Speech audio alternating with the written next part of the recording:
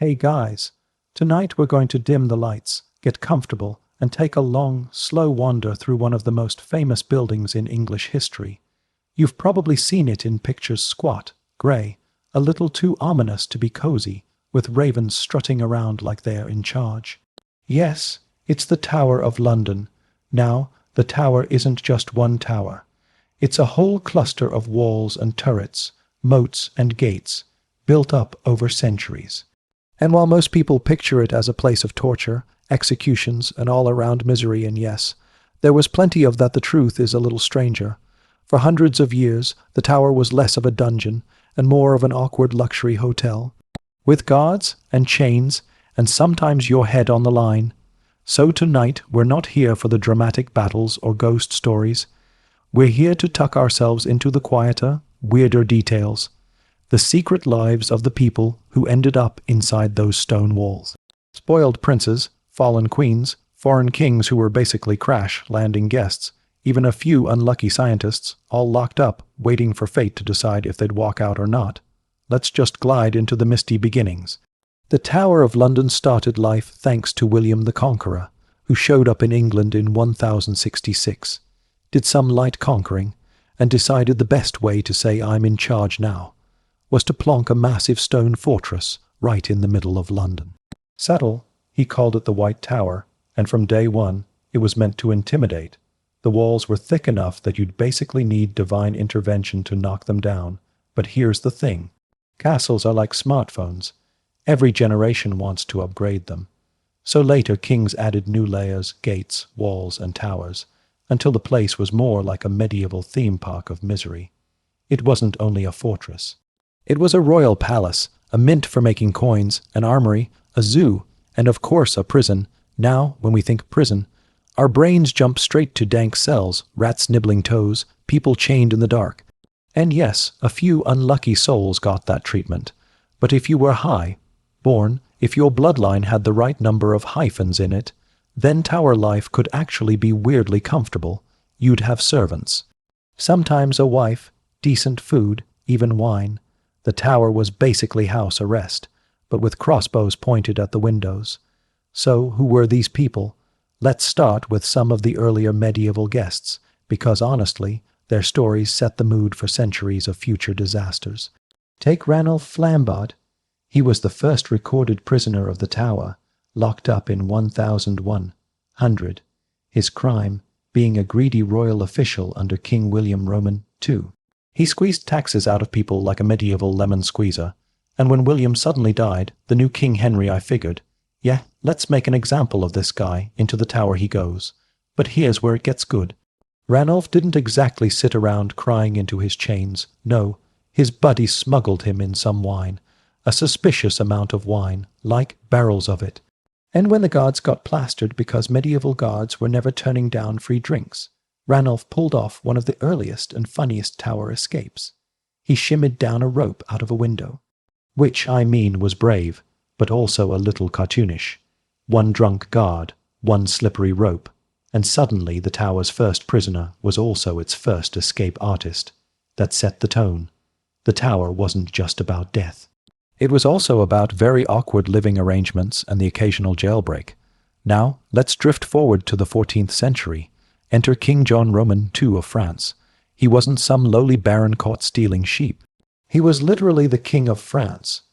In 1356, he got himself captured by the English at the Battle of Poitiers, because apparently leading an army while decked out in flashy armor is a good way to get noticed by enemy soldiers. The English were thrilled. Imagine the bragging rights. Yeah, we've got your king. He's in our tower. Enjoy negotiating. John was taken to the Tower of London, and honestly, he didn't have it half bad. He had servants, he had banquets, he was even allowed to wander the gardens under guard, so this wasn't exactly Alcatraz, it was more like, congratulations, you're under fancy arrest. The English treated him well because they wanted ransom money. And when your prisoner is literally a king, you don't starve him, you butter him up. Still, being trapped in enemy territory couldn't have been great for John's ego. Imagine going from ruling France to pacing around a borrowed garden in London while your captors politely ask your nobles back home for an outrageous ransom. That was the tower, a prison where dignity went to die, one cup of wine at a time. Of course, not everyone was so cushy. Some got the full horror movie treatment. Let's drift over to the princes in the tower, Edward V and his younger brother Richard, two kids, heirs to the throne, locked up in 1483. Their uncle, Richard of Gloucester, was supposedly protecting them. Spoiler, he wasn't. The boys disappeared, vanished into history's murk, probably murdered. But the truth is, we don't know for sure. Their rooms were supposedly comfortable. They weren't exactly living on scraps, but somewhere along the line their comfort ended, and that's the dark irony of the tower. You could go in with feather beds and a personal chaplain, but you never knew if you'd walk out alive. Comfort was only skin deep. Fate was always a step away. Now, let's float gently to another royal disaster. Anne Boleyn, second wife of Henry Roman VIII, probably the tower's most famous resident. When Henry got bored of her, she was arrested and taken through the Traitor's Gate, the grand, watery entrance where prisoners arrived by boat. And here's the twist. She stayed in the Queen's apartments. Because, technically, she was still Queen. Prison, but make it glamorous. Anne spent her last days pacing, praying, occasionally cracking jokes at her own expense. She was witty like that. She had ladies in waiting to attend her.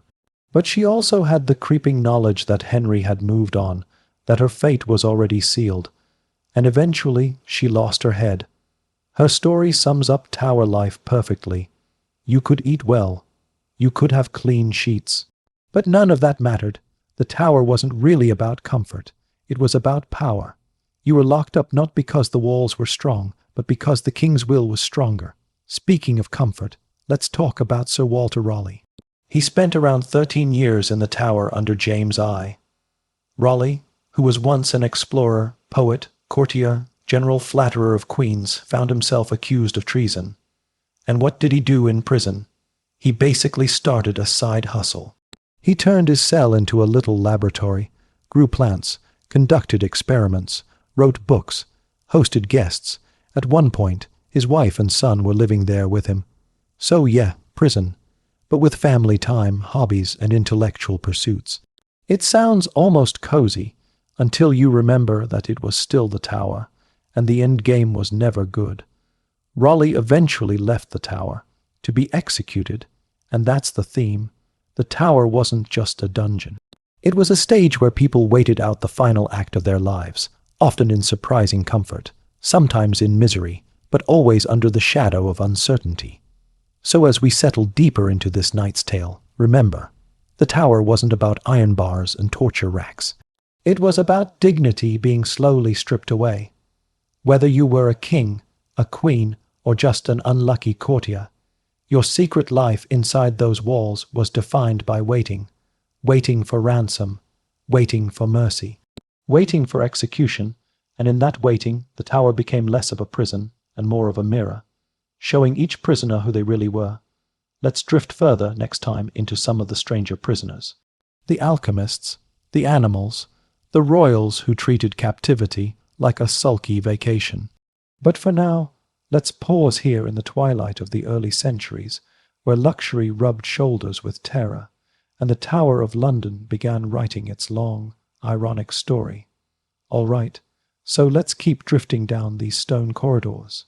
We already lingered with Ranulph Flambard shimmying down his rope, with the French king pacing around a borrowed garden, and with Anne Boleyn cracking grim little jokes while waiting for the axe. But of course, the tower didn't stop collecting human drama after her. The Tudor dynasty seemed almost addicted to sending people there. If you were anywhere near the throne, the tower was basically your second home.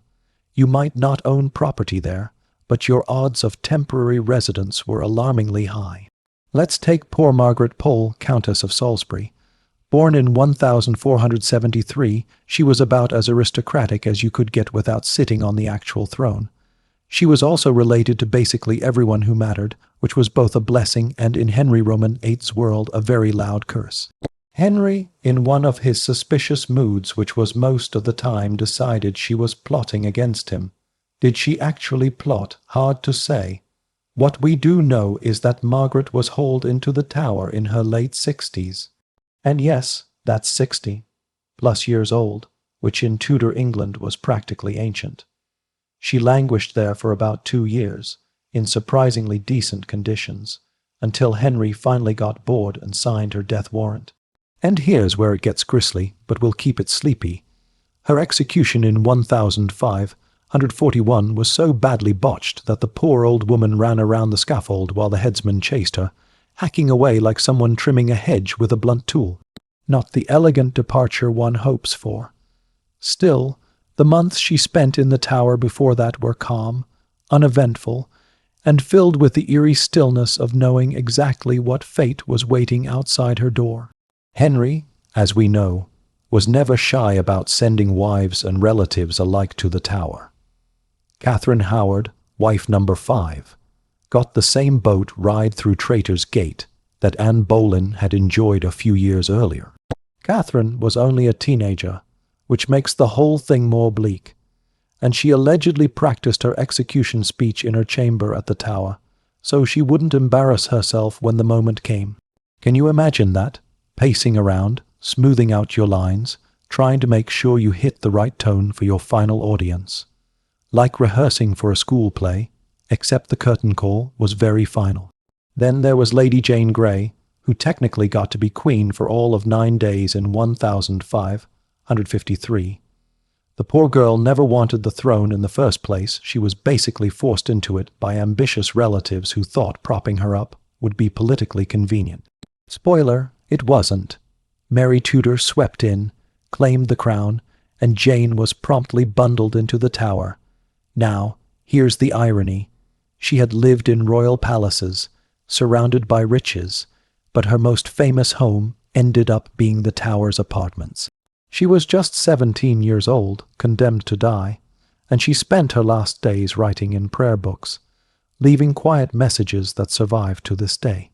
The Tower has this way of turning people into symbols, and Jane became the classic tragic princess locked away, quietly waiting her turn at the scaffold. Mary Tudor herself made full use of the Tower once she was on the throne. Her half-sister Elizabeth spent a couple of nervous months there as a prisoner under suspicion of treason. Picture young Elizabeth pacing the same halls she would later walk as queen, only this time under guard, convinced that her head was about to roll just like her mother's. The damp irony must have been unbearable.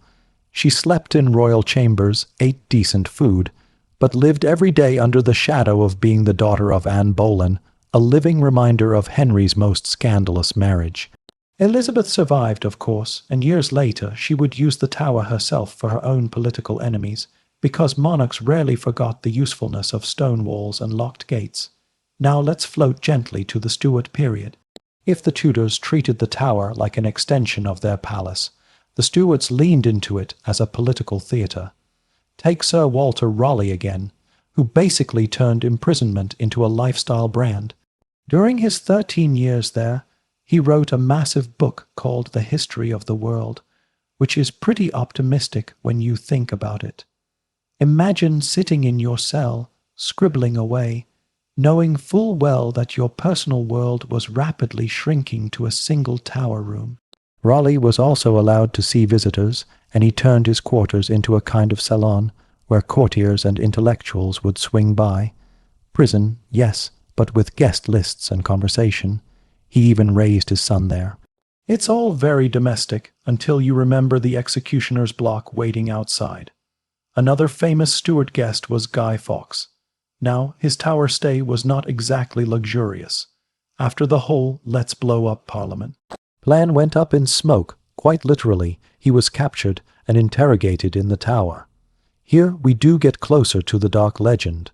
Torture was technically not legal without royal permission, but let's be honest, James, I gave that permission. Fawkes was stretched on the rack, and by the end, he could barely hold a pen to sign his confession. His handwriting visibly collapses across the page. So yes, not everyone had wine, servants, and gardens. If you were unlucky, the Tower could be exactly as grim as you fear. Still, most of the high-born prisoners in this period lived in that strange limbo between comfort and doom. Take Archbishop Laud, locked up during the English Civil War. He spent 3 years in the Tower, writing his diary, reflecting on theology, and quietly hoping someone would remember to let him out. Spoiler, they didn't. He ended up executed, but his years inside the Tower were calm, predictable, and punctuated by prayers. He was less a prisoner than a monk, with very strict landlords. And then there's the story of the royal family themselves becoming prisoners. During the English Civil War, Charles I's children were housed in the Tower for their own safety, or at least that was the excuse. Imagine being a child and your safe space is a fortress full of guards, iron doors, and your dad slowly losing a war outside. It wasn't exactly a cozy childhood memory. After the monarchy was restored with Charles Roman II, the Tower gradually lost its role as a royal palace. The kings no longer lived there, which left it free to become a full-time prison.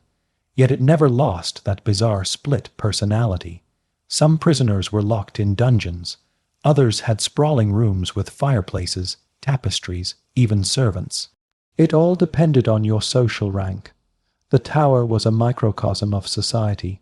Peasants froze, nobles complained over dinner. Everyone suffered, just not equally. By the 18th century, the Tower's reputation was firmly set. Foreign dignitaries visiting London would sometimes be shown prisoners as if they were part of the tourist attraction. Here's the crown jewels, and here's a sulking nobleman awaiting trial. Not exactly the kind of hospitality you'd expect, but very on brand for Georgian England. One of the more curious 18th century residents was John Wilkes, the radical politician. He was imprisoned in the Tower in 1763 for seditious libel, basically insulting the king in print. Wilkes turned his stay into a political statement. Supporters gathered outside the Tower walls, cheering for him. His prison became a stage. He wasn't there long, but he proved that the Tower still carried symbolic weight, even if the scaffold wasn't quite as busy as in Tudor times. And then there were the Jacobites. After the failed 1745 rebellion, a number of Scottish lords and officers found themselves shipped off to the Tower. Some were executed on Tower Hill, while others languished inside, waiting for clemency that rarely came. Their presence marked one of the last times the Tower played host to large groups of political prisoners. You can almost picture them, clustered in chambers, talking about Highland glens while staring at the damp stone walls of London. By the 19th century, the Tower's role as a prison was fading, but it never fully stopped. The last executions on Tower Hill took place in the 1700s, yet the fortress continued to hold the occasional political radical or high-profile prisoner. During the First World War, 11 German spies were executed by firing squad inside the Tower grounds. By then, the axe had been retired, the block stored away, but the walls still echoed with gunfire. The last execution of the Tower came in 1941, when Joseph Jacobs, a German spy, was shot. The Tower, after nearly 900 years, still had one more death to witness, and yet the majority of prisoners throughout its long history lived those secret in-between lives. Eating dinners, writing letters, praying, sulking, occasionally laughing, sometimes plotting escape. The Tower wasn't a place of constant screams and rattling chains. It was mostly silence, the heavy kind. The silence of waiting for judgment, for ransom, for mercy, or for the inevitable footsteps that meant your time was up. If you could slip through the walls and peek into the rooms, you'd see noblemen hunched over writing desks, ladies sewing by candlelight, clergymen scribbling sermons, scientists tinkering with jars and herbs, children whispering bedtime prayers. You'd see fear, yes, but also boredom, a lot of boredom, which honestly is a more powerful punishment than chains, and that's why the Tower fascinates us. Not because of the executions, though of course, they get the headlines, but because of the secret, quiet lives lived behind those walls. Ordinary routines carried out under extraordinary pressure. Kings reduced to pacing gardens, queens rehearsing speeches, rebels scratching messages into the stone, people clinging to small habits while history pressed in around them. The Tower of London is still there, of course, solid and grey, with its ravens strutting around like unpaid tour guides. And while tourists shuffle through the crown jewel displays, it's worth remembering that beneath the glitter lies centuries of waiting. The waiting of hundreds of prisoners, famous and forgotten alike. Because in the end, the tower wasn't really about torture, or even about death. It was about time, how much of it you had left, how slowly it passed when every moment might be your last, and how, in that long waiting, you revealed exactly who you were. So we've wandered through the Tudors, the Stuarts, the Jacobites, the Radicals, and even the unlucky German spies who found themselves on the wrong end of a firing squad in the 20th century. But the Tower, in its strange way, is best understood not through the famous names who passed through it, but through the patterns that kept repeating. People with too much ambition, people who lost a game of politics, people who trusted the wrong allies, and of course, people who just had the bad luck to be related to the wrong royal family at the wrong time. The Tower doesn't care about names. It doesn't care about titles. It only cares about being there, about outlasting everyone. That's the unsettling thing. The walls are older than all of them, older than the Tudors, older than the kings who strutted in and out, older than the prisoners who begged, wrote, prayed, or gave speeches at their scaffold. The stones have watched it all with the same blank indifference, which is probably why the place feels so heavy even now. Tourists wander through, gaping at the crown jewels and buying keychains at the gift shop. But the stones don't care. They've soaked up centuries of human drama, and they're still just sitting there, grey and blank, waiting for the next round. Take the graffiti. It's one of the quietest but strangest reminders of the Tower's prisoners. Many left their mark by scratching names, coats of arms, mottos, or entire prayers into the walls of their chambers. You can still see them today, tucked away in the Beauchamp Tower and elsewhere. Some are carefully carved, with intricate letters and decorations, showing the kind of patient labor only possible when you have nothing else to do and nowhere else to go. Others are quick, rough scratches, a desperate attempt to leave something behind before the end came. Imagine leaning against the wall, running your fingers across those letters, and realizing that someone sat in the same spot 500 years ago, waiting for death, and chose to spend part of their dwindling time chiseling out a message for strangers. Messages that, against all odds, outlasted them. The graffiti makes the Tower less of a monument and more of a time capsule of human boredom, fear, and stubbornness. It's not just the famous names who left marks either. You can find the emblem of the Dudley family, who spent far too much of their lives locked inside the Tower thanks to their political overreaching. You can see religious verses carved by Catholic martyrs under Elizabeth I. And then there are personal initials, little scratches from people history has forgotten. In their own time, they were terrified, important enough to be imprisoned, but not important enough to be remembered. And yet, their hands carved into the stone, the Tower keeps those voices, long after the names have faded from the records. Let's not forget that the Tower was also a menagerie, yes, a literal zoo. For centuries, monarchs kept exotic animals there as symbols of wealth and power. Lions, leopards, even an elephant or two. At one point, Henry Roman III was gifted a polar bear by the King of Norway. The bear was kept at the Tower and, according to records, allowed to fish for food in the Thames, chained but still splashing around. Imagine being a prisoner, staring gloomily out the window, and seeing a literal polar bear bobbing around in the river outside. Not exactly the comforting sight you'd hope for, but certainly distracting. The animals made the Tower more surreal. Alongside noblemen writing desperate letters and queens pacing their chambers, you had monkeys, ostriches, and bears wandering about. One ostrich supposedly died after swallowing nails tossed to it by visitors who believed the bird could digest iron, which is either a very medieval misunderstanding or just a cruel prank.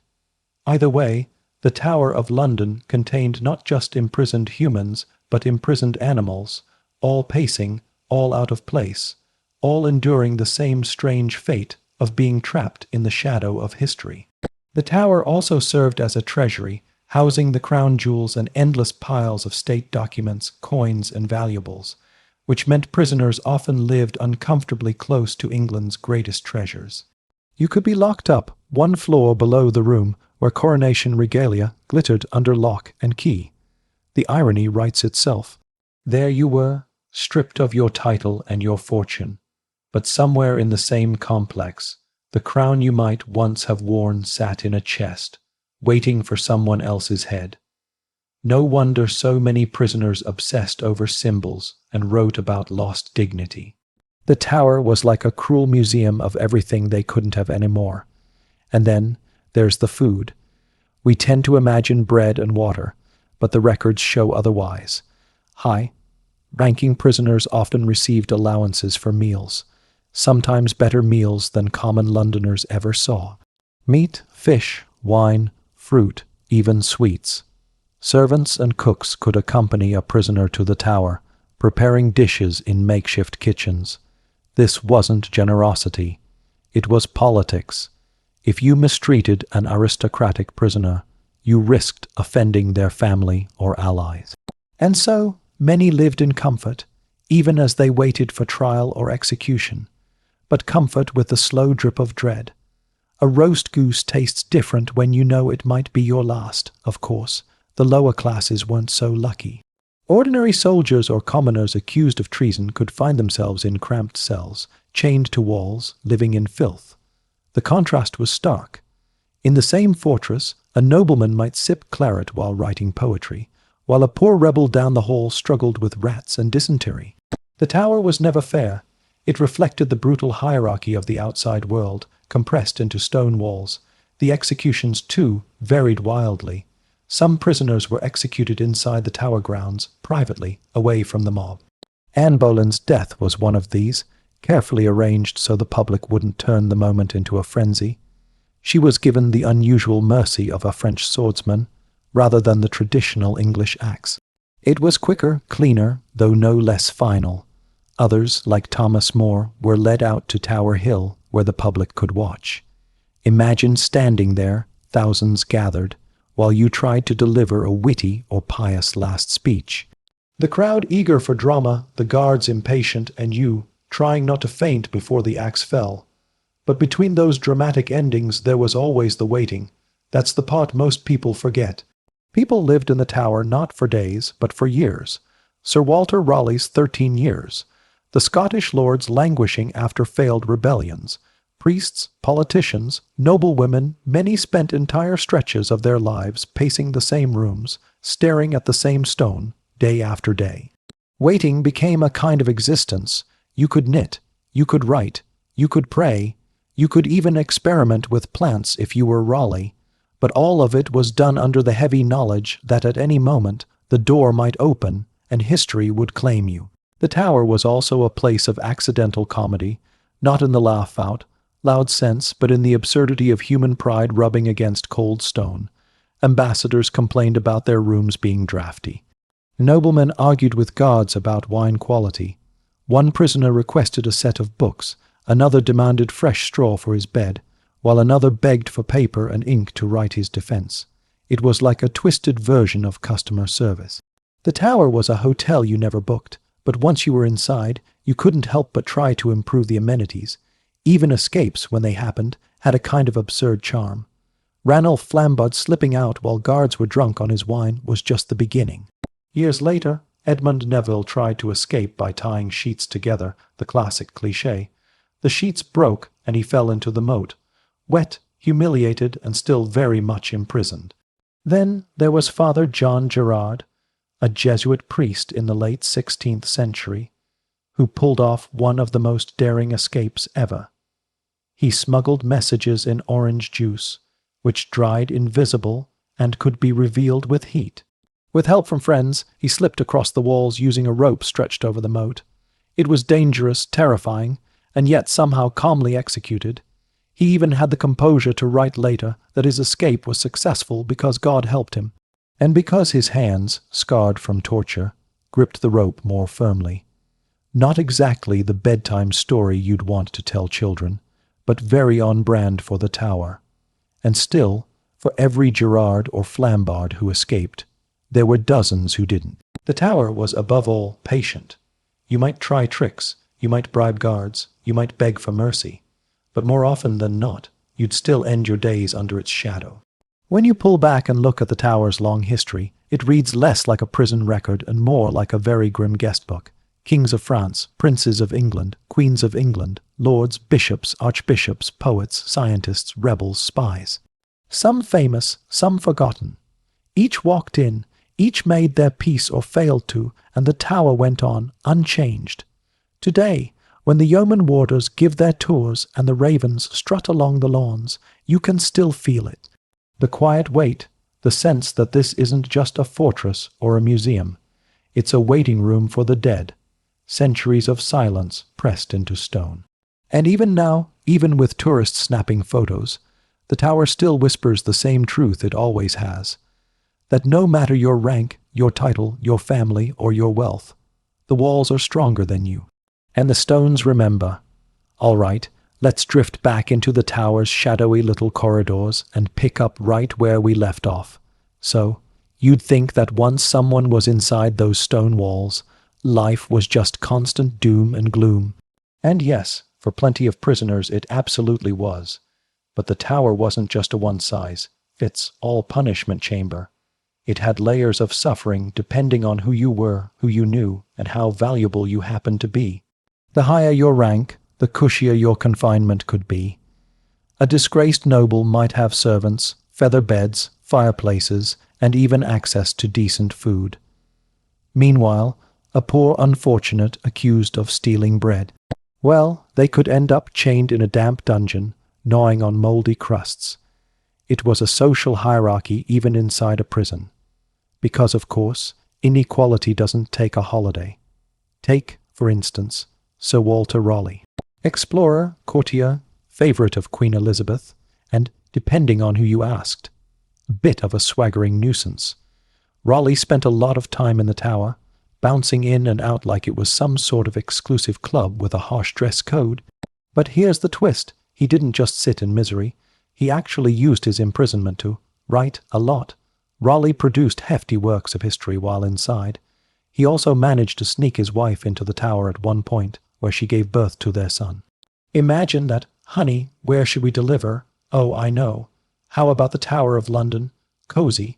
But Raleigh wasn't alone in turning confinement into a weirdly productive staycation. A number of high-ranking prisoners treated their quarters like extended study retreats.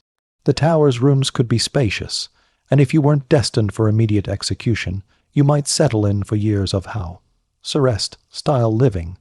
Libraries, correspondence, even visits were sometimes allowed.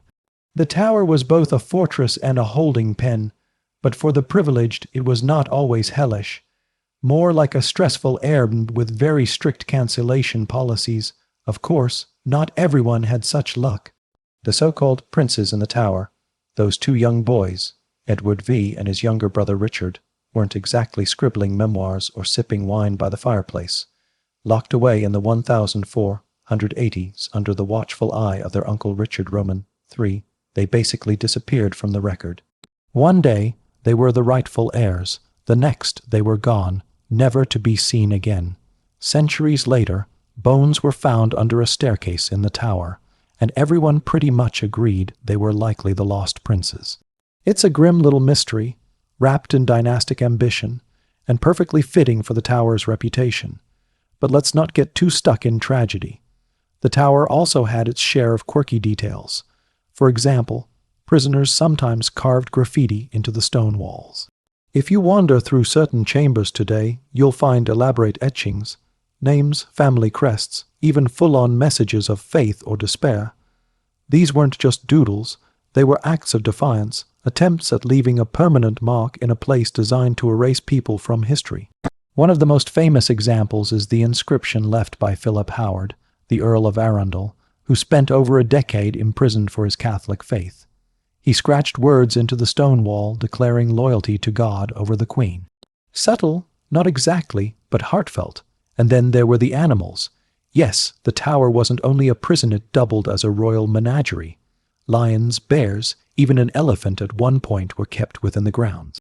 So imagine being imprisoned there, pacing your small chamber, and then hearing the distant roar of a lion outside.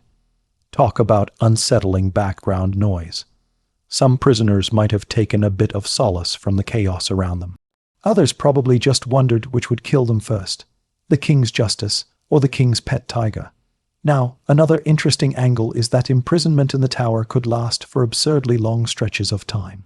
We're not talking weeks or months, we're talking decades. One poor man, a Jesuit priest named John Gerard, was held for years in the late 1500s. He actually pulled off a daring escape, sliding down the walls with the help of a rope smuggled in by friends. It sounds dramatic, but of course, he severely burned his hands in the process, leaving scars for the rest of his life. Not exactly a smooth exit, but it worked. He got out. And yes, he later bragged about it in his writings, because if you manage to escape the tower, you get to put that in your memoir. And let's not forget Lady Jane Grey, the so-called 9 Days Queen. She was only a teenager when she was placed on the throne, and less than 2 weeks later, she was ousted. Straight to the tower she went. At first, there was some hope she might be spared, but politics rarely favor the powerless. She spent her final days imprisoned there, even writing letters and notes in the margins of her prayer book. When the axe eventually fell, she was only 16. It's one of those stories that encapsulates the tower perfectly. Young, hopeful, caught in dynastic squabbles, and ultimately erased with brutal efficiency. But not all executions were swift or simple. Anne Boleyn's time in the tower was particularly dramatic. The second wife of Henry Roman VIII entered as queen and left as a headless body. She was held in the royal apartments, a reminder that the tower could house luxury alongside terror. Reports say she alternated between frantic laughter and deep despair in those final days. When her time came, Henry mercifully arranged for a French swordsman rather than an English axe. You know, because nothing says compassion like picking a slightly sharper blade. Other queens followed her to the tower.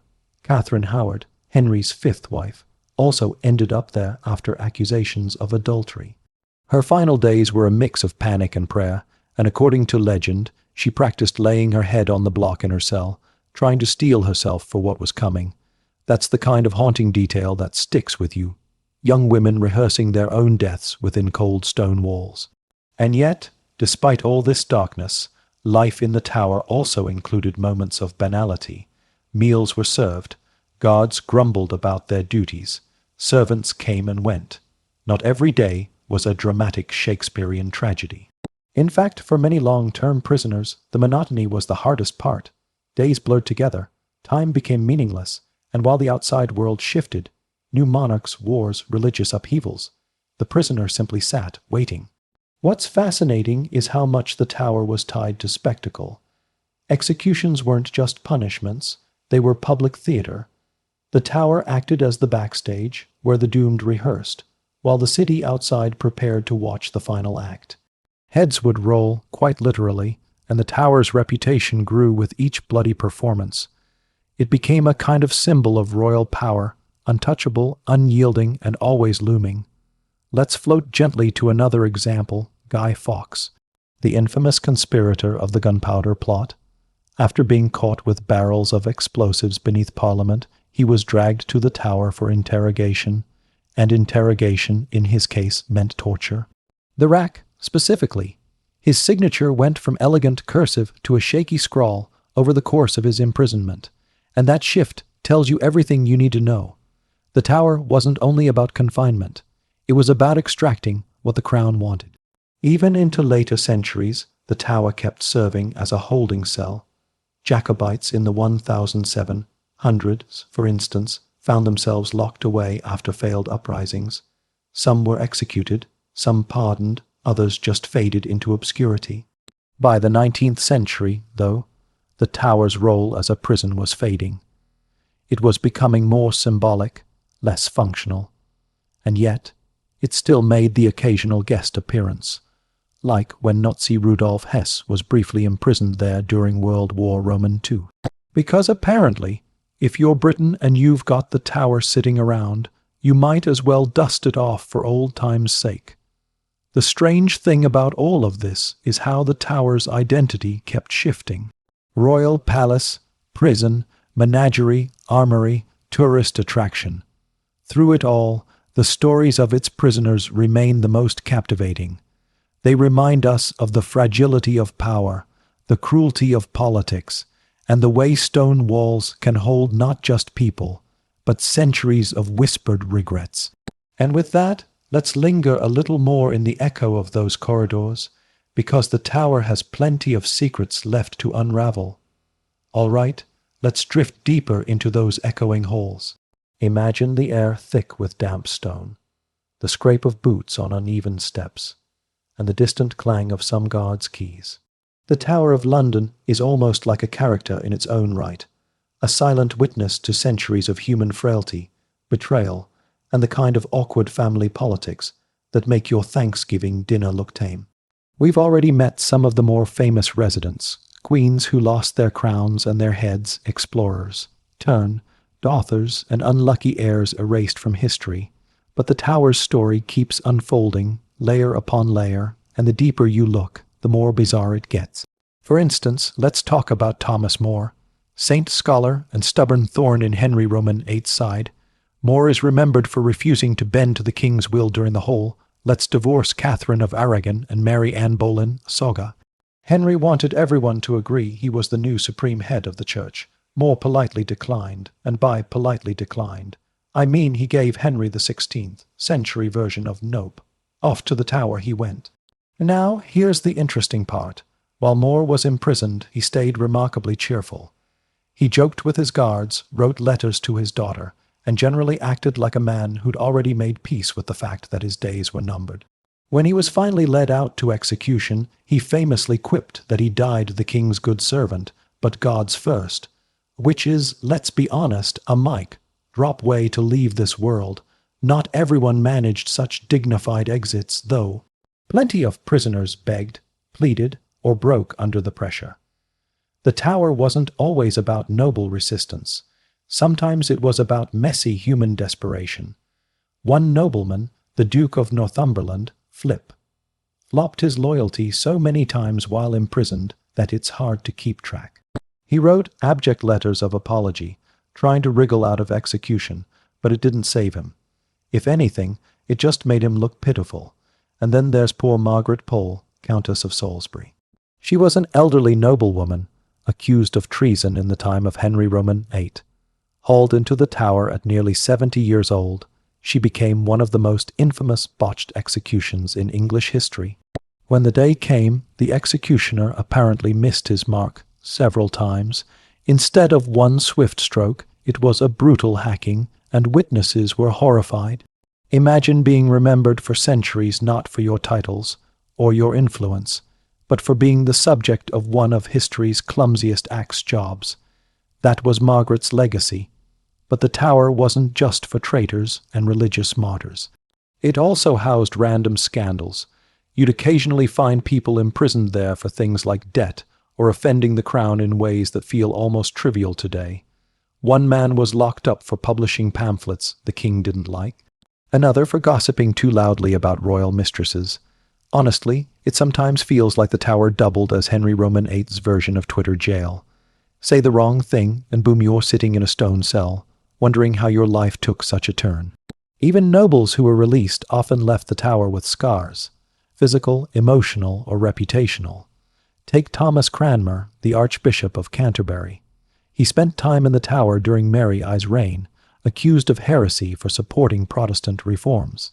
After months of psychological torment, he recanted, signing documents renouncing his beliefs.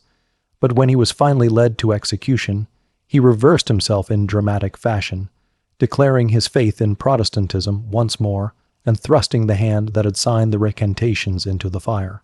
The tower had broken him down, but in the end he clawed back a shred of defiance. And then, of course, we have the story of Arbella Stuart, cousin to King James I, potential heir to the throne, and unlucky enough to fall in love with the wrong man. When she secretly married William Seymour without royal permission, James was livid. She was locked in the Tower, where her health deteriorated quickly. Arbella wasted away, likely from a combination of illness and despair, until she died in confinement. Not executed, not pardoned, just quietly extinguished by the endless grind of isolation. The Tower even played host to entire groups of prisoners at once. After major rebellions, you'd suddenly have dozens of nobles crammed into its walls. Following Wyatt's rebellion in 1554, for example, so many prisoners were shoved in that the Tower resembled less of a royal fortress and more of a very fancy overcrowded jail. Some of those rebels were quickly executed. Others were left in limbo for months. Imagine being one of them, waiting every morning to see if today was the day your name was called. It wasn't just the executioner's axe that terrified people. It was the not knowing. And yet, life went on around them. Guards patrolled, ravens hopped around the yard, servants carried food through the halls. The crown jewels were stored safely just steps away. It was a strange dual existence, the same building housing symbols of monarchy and the very people the monarchy most despised. That's part of what makes the Tower so haunting. It's not just a prison. It's a mirror of power itself. Let's not forget the psychological games, too. Being locked up in the Tower often meant being cut off from the outside world entirely. Prisoners didn't know who had risen or fallen in court. They didn't know if their allies were still loyal. Letters might be censored, visits denied. Time stretched endlessly. For many, that silence was worse than the threat of death. It's one thing to face execution when you can prepare. It's another to wait month after month with no idea whether freedom or the scaffold is waiting for you. But then, on rare occasions, someone did get out alive. They might even return to favor. The Tower wasn't always a final stop. Some prisoners were released when the political winds shifted. Others bribed their way out. A few, like John Gerard with his rope escape, actually pulled off daring breakouts. Each successful escape became a small legend, proof that the Tower's walls weren't entirely unbreachable. Still, most who entered never quite shook its shadow. Even those pardoned carried the stigma of having been a prisoner of the crown. To be locked in the Tower was to be marked, tainted, in a way, even if you walked out the gates alive. By the time we get into the later centuries, the Tower's role as a prison was winding down. Public executions moved elsewhere. The state found other ways to deal with dissent. But the stories lingered, cementing the Tower's place in the collective imagination as this place of whispered fears and inevitable ends. And so, the Tower of London remains, not just as a monument of stone, but as a vessel of memory. Its walls absorb the footsteps of queens, rebels, martyrs, and schemers. Each chamber holds echoes of whispered prayers, desperate bargains, and the scratching of names into stone, some left in coffins, some in triumph, and some simply faded away, but the Tower remembers them all in its own silent, unblinking way. All right, let's keep floating along. No need to hurry. This is one of those slow, heavy-lidded journeys where the Tower keeps unraveling its layers, one stone at a time. By now, you've probably noticed a theme. The Tower wasn't really a prison in the modern sense. It wasn't full of rows of identical cells, clanging bars, and uniform punishments. Instead, it was a place where each prisoner's experience depended entirely on who they were, what they meant to the crown, and whether the ruler of the day woke up cranky or generous. It was less like a standardized jail and more like an endlessly shifting chessboard where some pawns could be swept away in an instant, while others lingered indefinitely, gathering dust and carving graffiti. Let's drift over to one of the more colorful examples, Elizabeth I. Yes, the great Gloriana herself, the queen who would later reign for decades, was once a frightened young woman locked inside the Tower walls. During her sister Mary I's reign, Elizabeth was suspected of being involved in Wyatt's rebellion, which opposed Mary's unpopular marriage to Philip of Spain. So, naturally, Mary decided to stash her younger half, sister, in the Tower. Imagine that future queen, future icon, shivering in the same rooms where so many others had waited for death. Elizabeth, by all accounts, was terrified. She knew exactly what had happened to her mother, Anne Boleyn, in those same walls. She begged not to be imprisoned, even writing desperate letters pleading her innocence. But into the Tower she went, through the Traitor's Gate, that ominous water entrance where so many had entered, rarely to leave. Unlike her mother, though, Elizabeth had luck on her side. She wasn't executed. After a few months of confinement, she was released, and years later, when she became queen, the irony was almost poetic. The girl once imprisoned in the Tower was now the monarch who controlled it. Talk about a glow-up. That moment also shows how fluid the Tower's identity could be. For some, like Elizabeth, it was a temporary purgatory. For others, it was the end of the road. The building itself didn't care. It simply held whoever it was told to hold, collecting stories like stones collect moss. Now, if we step back into the Middle Ages for a moment, we find even more layers of strange. In the 1200s and 1300s, the Tower housed not only political prisoners, but also captured nobles from foreign wars.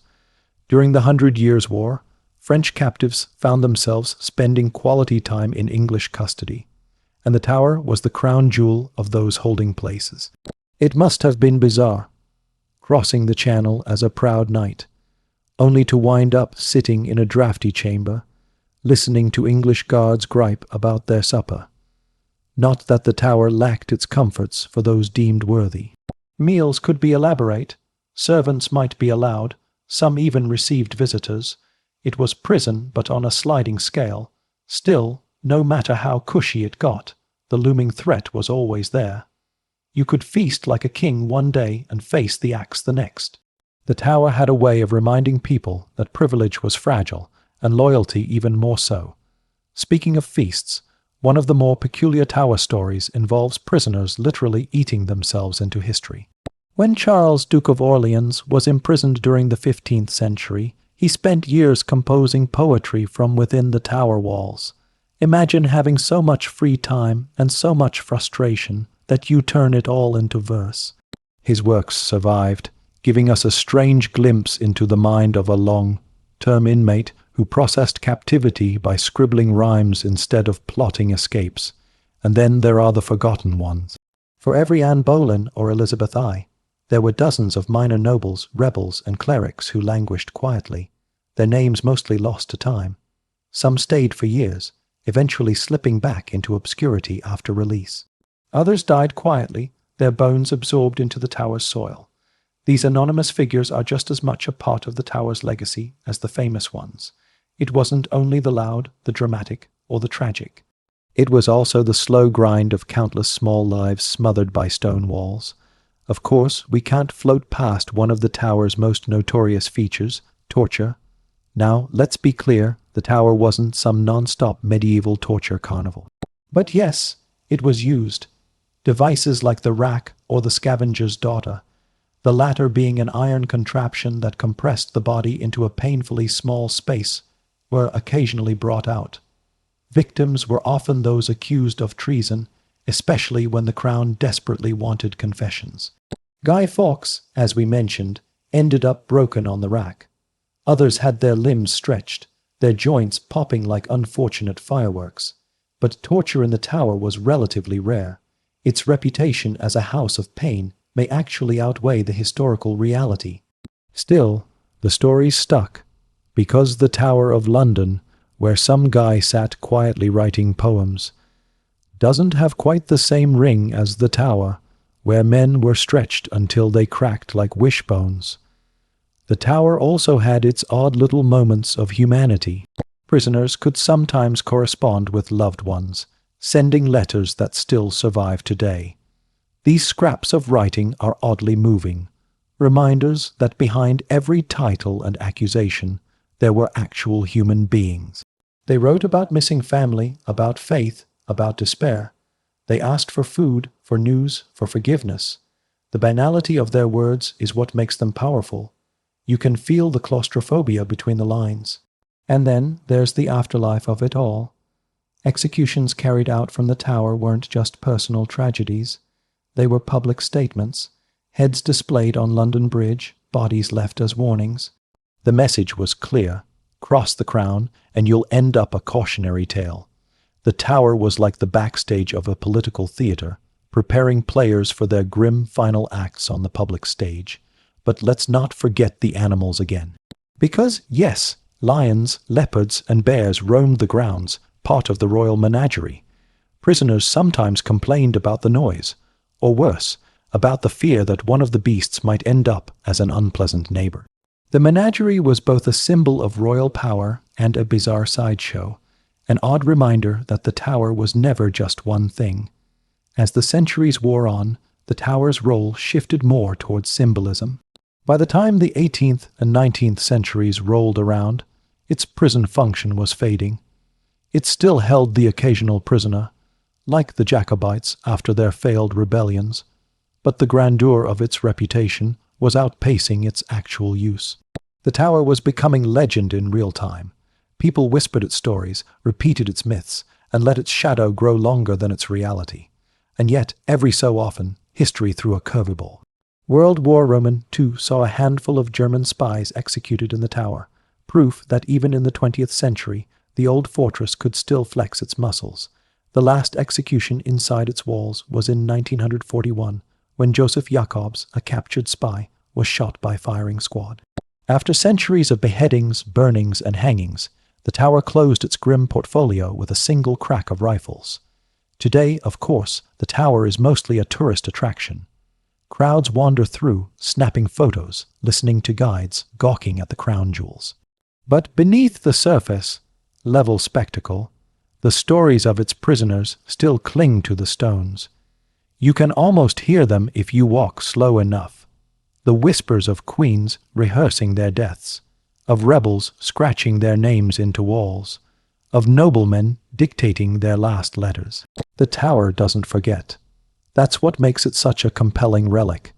It's not just stone and mortar, it's memory. Memory of ambition, betrayal, fear, and the peculiar human ability to endure even in the shadow of execution. And with that, let's stay here a little longer, because the tower still has more voices to share if we lean in close enough. All right, let's sink further in, like we're lying back with the weight of history pressing just gently on the eyelids. The tower never really runs out of stories. It just keeps stacking them, one gloomy anecdote on top of another, until the whole thing feels less like a fortress and more like a scrapbook of royal paranoia. Picture the scene again, the walls, grey and unblinking, ravens strutting like they own the place, guards trying to look fierce while mostly just being cold and bored. And behind the doors, another unlucky collection of nobles, priests, rebels, and, occasionally, people who just had the bad luck of being related to someone more important. Let's float to the case of Lady Catherine Grey. She was the younger sister of Lady Jane Grey, the 9 Days Queen who met her end in the tower. You'd think one family tragedy in that fortress would have been enough, but no, dynastic messes tend to be repetitive. Catherine secretly married Edward Seymour, and the union was discovered by Queen Elizabeth I, who was not amused by unsanctioned marriages with royal blood involved. Straight to the tower Catherine went. To make things more complicated, she was pregnant. So, yes, once again, the tower played reluctant maternity ward. Her child was born inside, and though Catherine wasn't executed like her sister, she lived out much of her life in disgrace and confinement. In some ways, a quieter fate can feel even sadder. Then there was Robert de Vereux, the Earl of Essex. If Elizabeth I had a soft spot for anyone, it was probably Essex. Young, ambitious, reckless. Basically the Elizabethan version of a golden boy who thought he could charm his way through politics. He tried to seize power in a doomed little rebellion in 1601. Spoiler, it didn't work. He was captured and brought to the tower. At first, Elizabeth struggled with the idea of executing him, but eventually practicality won over sentiment, and Essex was sent to the block. You can almost imagine him pacing in his cell, rehearsing speeches he'd never give, still half convinced that Elizabeth would forgive him at the last minute. She didn't, and the tower claimed yet another favorite turned traitor. Now, not all the tower's inmates were highborn. Plenty of ordinary soldiers and conspirators ended up within its walls, often forgotten soon after. But the building itself loved nothing more than swallowing royals and nobles. It gave the tower its special flavor, because what's more dramatic than a queen in tears, or a duke stripped of dignity, all under the same shadowed roof? Let's pause for a moment on the graffiti again, because it's one of the strangest legacies. You can still see these carvings, names etched into stone, prayers, even little designs and portraits. Imagine having nothing else to do, no idea if you'd live another week, and deciding that the best you could manage was to scratch your identity into the wall. There's something oddly comforting about it, not rebellion, not a grand statement, just a little mark that says, "I was here." A 16th century version of carving initials into a park bench. Another peculiar figure was Thomas Wyatt the Younger. He led Wyatt's rebellion against Queen Mary in 1554, trying to block her marriage to Philip of Spain. When it collapsed, he was dragged to the tower. Unlike some, Wyatt didn't have illusions about his fate. He spent his last days writing a confession, trying to protect others by taking the blame squarely on himself. And though he was executed, his loyalty to his fellow conspirators gave him a kind of dignity in the end. The tower has a way of boiling people down to their essence, stripping away ambition and leaving behind either defiance, resignation, or sometimes desperate groveling. And speaking of groveling, let's not forget the Duke of Norfolk. He was involved in one plot after another during the Tudor period, constantly flirting with treason and constantly ending up in the tower. He'd beg for forgiveness, be released, get involved in yet another conspiracy, and be dragged back. Rinse and repeat. Eventually, of course, the Crown grew tired of the cycle, and his luck ran out. But it's remarkable how often prisoners convinced themselves that apologies and charm could undo the fact that they were, accused of trying to topple the monarchy. The tower wasn't immune to moments of absurdity either. There's the tale of William Penn's father, Sir William Penn, who briefly found himself in the tower over debts. His confinement was comfortable enough that it hardly resembled punishment. At one point, the tower must have looked like a very strange hotel, some guests languishing in despair, others essentially enjoying forced retreats.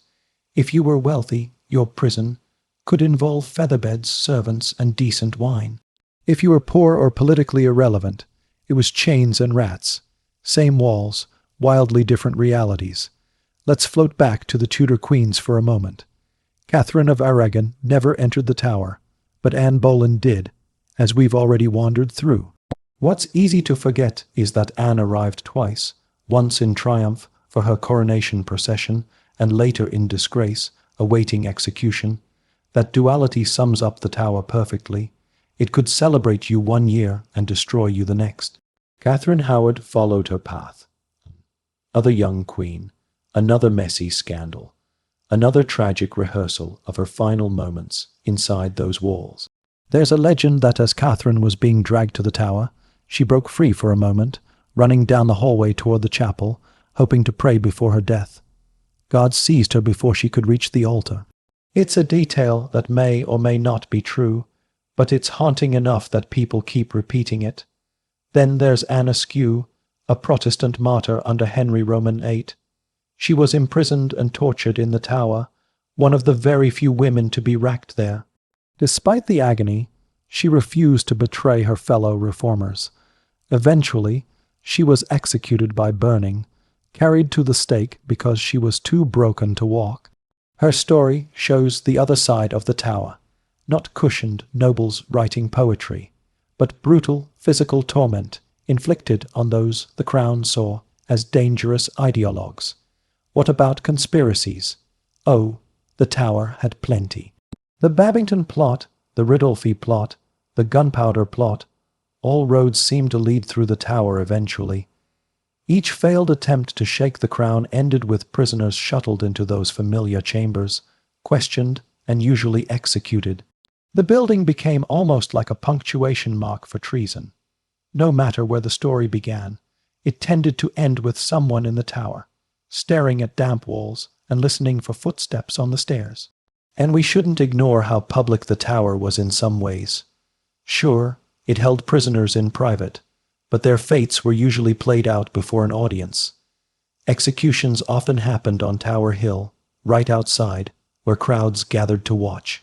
The prisoner would leave the fortress, climb the scaffold, and deliver a final speech. Heads were displayed. It was theater in the most macabre sense. The tower kept the actors until it was time for the show. Over time, though, the executions slowed. By the 18th century, the tower was less about death sentences and more about symbolism. Rebels like the Jacobites still ended up there, but the grisly glamour was fading. By the 19th century, the tower as a prison was essentially retired. It was now part of the national myth, a place tourists could gawk at, even as its darker functions wound down. Still, even in that quieter role, the tower had a few late flourishes. Rudolf Hess's brief stay in the 20th century is almost comical. Hitler's deputy, once one of the most powerful men in Europe, stuck in the same walls that had held medieval queens. Hess wasn't tortured or executed, of course, just stashed temporarily before being sent elsewhere. But the symbolism was delicious. The tower had gone from terrifying dungeon to historical backdrop, yet it still had the power to humiliate. And then, as I mentioned before, Joseph Jacobs, the last execution. A German spy, blindfolded and shot in 1941. After centuries of beheadings, stranglings, burnings, the tower closed its bloody career with a clean, modern burst of rifles. It feels like the fortress exhaled after that, finally settling into its retirement as a monument rather than a machine of fear. But here's the thing, the tower isn't quiet, not really. Its walls still echo. Tourists shuffle through, yeoman warders tell their tales, and the ravens strut about as if they've been running the place for centuries. And beneath all that chatter, the silence of the prisoners lingers. Their marks are still in the stone, their letters survive in archives, their names cling stubbornly to history books. The tower may no longer be a prison, but it's still holding them, just in memory now instead of chains. And that, maybe, is the real secret of the tower. It was never just about keeping people in. It was about keeping their stories alive. ChatGPT said, "All right, let's keep walking through the tower's long corridors, as though time itself hasn't moved, and all the prisoners are still whispering behind those heavy doors." The tower was never just stone and mortar. It was a stage where power played out in its most personal, brutal form. Kings and queens didn't just lock people away for safety. They locked them away to remind everyone watching that the crown had the final word. And so each prisoner became more than just an individual. They were symbols, pawns, warnings, sometimes even martyrs. Think of Thomas More, the man who wouldn't bend. He had once been Henry Roman VIII's loyal servant, even his friend. But when Henry broke from Rome and demanded recognition of his supremacy over the church, More refused. He was too clever to put his defiance in reckless words, but silence itself became his crime. Silence in the tower has never been neutral. More's quiet resistance earned him a cell, then a scaffold. Even in death, his calm refusal spoke volumes, turning him into a saint in the eyes of many. The tower didn't silence him. It immortalized him. Or consider Guy Fawkes and the gunpowder conspirators. The story is so famous it feels like myth, but at its heart, it was the tower doing what it always did, holding those who dared to strike at the monarchy. After the failed plot, Guy Fawkes was dragged through the tower's gates. He was tortured, his body broken, until his confession was pulled from him. The tower left its fingerprints on his handwriting, his name scrawled weakly, barely legible, evidence of his suffering. Even now, centuries later, people look at that shaky signature and see the shadow of the rack. And what about the princes in the tower? 2 boys, Edward V and his brother Richard, lodged in the tower in 1483. They were never seen again. Did Richard Roman III order their deaths? Did someone else decide they were too dangerous to live? Or did they simply vanish, swallowed by the fortress itself? The bones found centuries later may have been theirs, but the mystery lingers, like a permanent fog over those chambers. The tower guards its secrets well, and this one may never be settled. But the image of 2 young boys, pacing the rooms where they should have been safe, and then gone without a trace, is one of the most haunting stories history ever produced. It's not just the big names, though. Imagine the smaller lives. A guard who pocketed coins slipped to him by desperate prisoners. A maidservant who smuggled scraps of paper out under her apron. A cook who had to prepare feasts for prisoners awaiting trial, watching them eat with trembling hands, knowing it might be their last meal. The tower was as much about these invisible roles as it was about kings and queens. Every story needed its minor characters to keep the drama alive. Some prisoners found odd ways to cope, writing, carving, singing hymns, even befriending their gods. There's a peculiar intimacy in captivity. You share walls, footsteps, routines. A prisoner might grow to know the rattle of a guard's keys, the pattern of their coughs, the exact time their boots passed by each morning. Those rhythms became the only constants in a life stripped of everything else, and the tower had its ghosts long before anyone called them that. Not spectral figures, but the sense of lingering presences. Imagine being Anne Boleyn's lady, in waiting, still walking the halls where she once laughed, still hearing echoes of her voice in the corners. Imagine being a new prisoner, housed in a room where another had scratched prayers into the wall. You'd run your fingers over the grooves and feel their desperation under your skin. Every prisoner inherited the fears and hopes of those who came before, trapped in a cycle of memory. The tower also had its ironies. Monarchs who built it up to defend their rule often ended up haunted by it. Elizabeth I, as a young princess, spent time there under suspicion. Later, as queen, she would send others to the very same cells she once feared would hold her forever. The fortress was like a mirror, showing rulers their own fragility. You might wear the crown today, but tomorrow the tower's gates could open for you, and the ravens, we can't leave them out. Legend says if the ravens ever leave, the kingdom will fall. That's why their wings are clipped, why they strut lazily across the grounds, always present. They've seen more than any guard, more than any monarch. Silent, glossy witnesses to executions, coronations, imprisonments. The birds are almost comic in their arrogance, but maybe they've earned it. They've outlasted everyone else. By the time the 19th century rolled around, the tower's role was mostly ceremonial, but the weight of its past clung stubbornly. Tourists came eager to imagine the suffering, to glimpse the crown jewels, to walk where queens had prayed before death. The tower had become a museum of fear, a place where history lived not in books but in stone and air. Yet even then, the occasional prisoner reminded the world it wasn't all theater. Rebels during uprisings, foreign spies, Hess in the 20th century. The tower would briefly remember its old self, then lapse again into silence. It was as though the fortress had become addicted to drama, unable to resist playing its role one last time, again and again, like an aging actor stepping back on stage for a final bow. And still today, when visitors walk through its gates, they feel it. Maybe they don't know the names, maybe they can't recall who Anne Askew was, or which duke begged for his life, but they feel the weight. The tower whispers without words. You see the graffiti, the cells, the scaffolds reconstructed in imagination, and suddenly history isn't distant.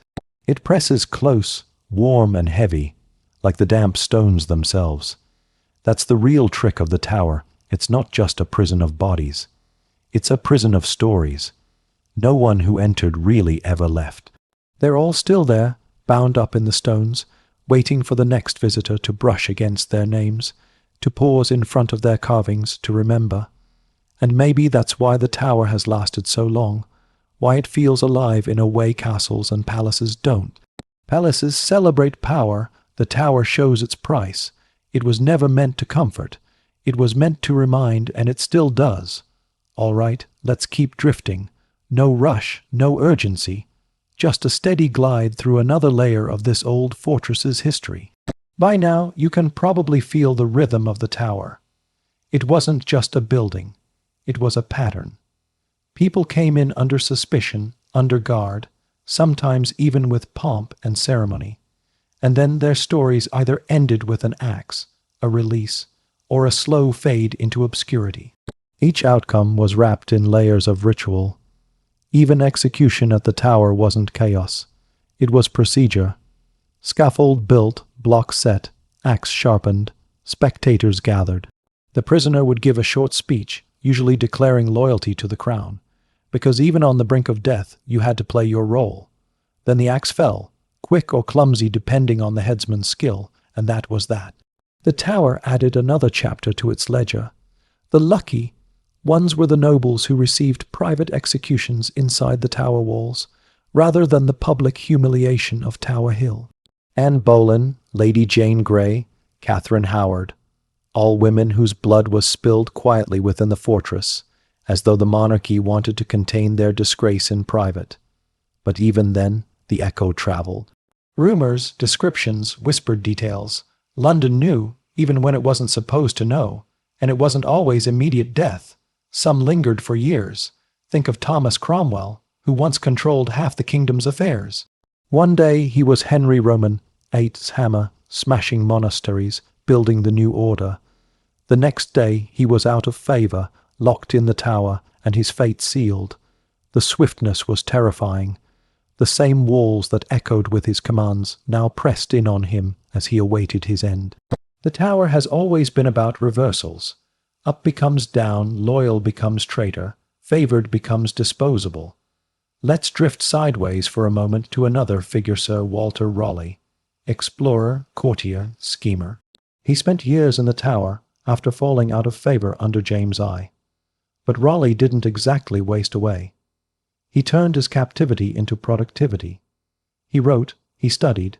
He even managed to father a son while imprisoned. His rooms weren't bare cells. They were furnished spaces where he entertained visitors, exchanged ideas, and plotted a comeback. In a strange way, Raleigh's tower years almost resembled a bizarre sabbatical. Only, of course, sabbaticals don't usually end with execution. His did. One day he was writing, the next he was walking to the block. That's how the tower worked. Comfort and terror were always just a breath apart. Some prisoners even tried escaping. It rarely went well. Ralph Flambard, Bishop of Durham, actually succeeded way back in the 12th century. He supposedly got his guards drunk, then used a rope smuggled in inside a wine cask to climb down the walls.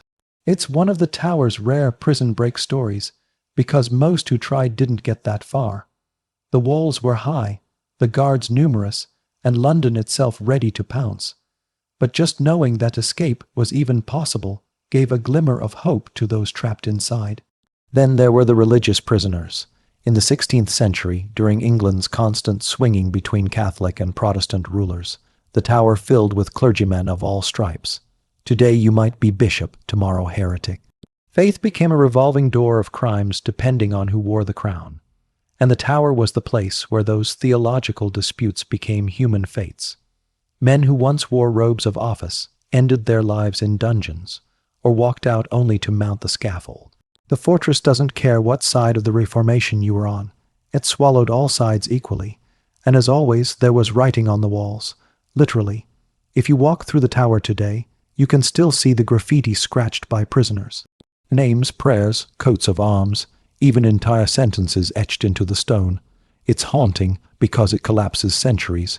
You can run your fingers along a line carved by someone waiting to die, and it's right there, untouched. The prisoners may be gone, but their scratches refuse to fade. They remind us that this wasn't just a history of famous figures. It was a history of people terrified, desperate, clinging to the smallest act of defiance, leaving their mark. Of course, sometimes those marks were more elaborate. Arbella Stuart, cousin to James I, and a woman with a shaky claim to the throne, ended up in the tower after marrying without royal permission. She wrote letters, begged for mercy, and eventually wasted away in her rooms, dying quietly. Her story is less dramatic than a beheading, but it's somehow sadder. Not the fiery end of a rebel, but the slow fade of someone who realized the crown would never let her go free. The tower was like that, sometimes swift, sometimes agonizingly slow. And the slowness may have been worse. To wake up every day in the same grey light, hearing the same footsteps, knowing you might never leave, that's its own kind of death. The scaffold was brutal, but at least it was quick. Imprisonment dragged it out, stretching the fear until it became routine. And there were families caught up in this, too. Wives and children cut off from husbands. Parents who begged for their sons. The tower didn't just claim prisoners. It claimed whole households, pulling them into its shadow. You can imagine the weeping outside the gates, the endless petitions sent to the crown, the desperate bribes offered to gods. The tower wasn't just stone. It was an entire ecosystem of suffering, money, favors, and politics. And even now, standing inside those walls, you can almost feel it. The air is heavy, as if it still carries all those sighs. You can see the cells where men once prayed, the windows where women once looked out, straining for a glimpse of sky. You can walk the green where a queen knelt, hear in your imagination the thud of the axe, the silence that followed. The tower doesn't need to exaggerate its history. It doesn't need to embellish. The truth is already heavier than legend. And so it sits century after century, a stone memory palace where every prisoner, famous or forgotten, still lingers in the quiet. All right, let's keep drifting deeper. No rush, no finale, just a steady unfurling, like walking slowly down a dim corridor where every door whispers another story. One of the striking things about the tower is how many of its prisoners were people who thought they were untouchable. Nobles, bishops, queens, dukes, they all lived as though they were above ordinary fate. But the tower had a way of equalizing. Once those gates closed, your title mattered less than your usefulness to the crown. You could be a queen and still end up kneeling on a block. You could be a bishop and still find yourself pacing a cell in chains. In the tower, the difference between majesty and misery was about as thin as a sword's edge. Take Lady Jane Grey. She was queen for 9 days, a fragile teenager pushed into power by ambitious men. When Mary Tudor claimed the throne, Jane became irrelevant overnight. And so she was placed in the tower, not in some dungeon, but in relative comfort, at least for a time. She prayed, she wrote letters, she even debated theology with her jailers. But her fate was sealed. One February morning in 1554, she was led to a scaffold on Tower Green. She gave a calm, brave speech, laid her head down, and the axe fell. 9 days of rule, and then silence forever. The tower has no mercy for figureheads once their use is gone.